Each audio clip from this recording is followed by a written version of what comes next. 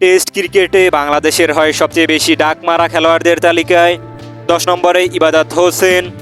32 ইনিংসে ইবাদত ডাক মেরেছেন 10 বার। এই তালিকার 9 নম্বরে তামিম ইকবাল। 134 ইনিংসে তামিম ডাক মেরেছেন 11 বার। এই তালিকার 8 নম্বরে মাহমুদুল্লাহ রিয়াদ। 94 ইনিংসে রিয়াদ ডাক মেরেছেন 11 বার। এই তালিকার 7 নম্বরে খালেদ মাসুদ পাইলট। 84 ইনিংসে খালেদ মাসুদ ডাক মেরেছেন 11 বার। এই তালিকার 6 নম্বরে মাশরাফি বিন মর্তুজা। 67 ইনিংসে মাশরাফি ডাক মেরেছেন 12 বার। এই তালিকার 5 নম্বরে মুশফিকুর রহিম।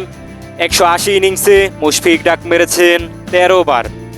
এই তালিকার 4 নম্বরে তাইজুল ইসলাম। 93 ইনিংসে তাইজুল ডাক মেরেছেন 13 বার। এই তালিকার 3 নম্বরে খালেদ আহমেদ। 28 ইনিংসে খালেদ ডাক মেরেছেন 14 বার। এই তালিকার 2 নম্বরে মোহাম্মদ আশরাফুল। 119 ইনিংসে আশরাফুল ডাক মেরেছেন 16 বার। এই তালিকা অর্থাৎ টেস্ট ক্রিকেটে বাংলাদেশের হয় সবচেয়ে বেশি ডাক মারা খেলোয়াড়দের তালিকায় শীর্ষে মমিনুল হক। 135 ইনিংসে মমিনুল ডাক মেরেছেন 18 বার।